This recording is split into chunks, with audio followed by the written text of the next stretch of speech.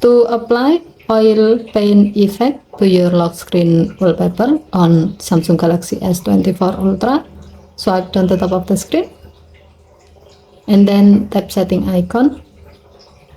Scroll down the screen to find wallpaper and style.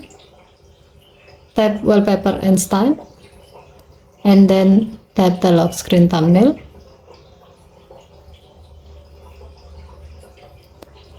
Next, tap effect button at the bottom of the screen and then swipe the screen to the left until you find oil paint effect.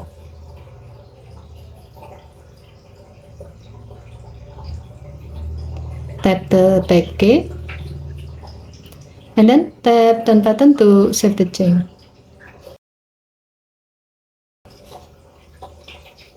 To see the result, go to your lock screen.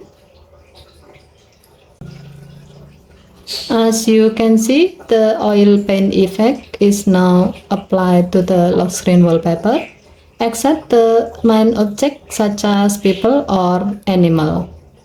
Okay, thank you for watching. Please help to like and subscribe. Have a nice day.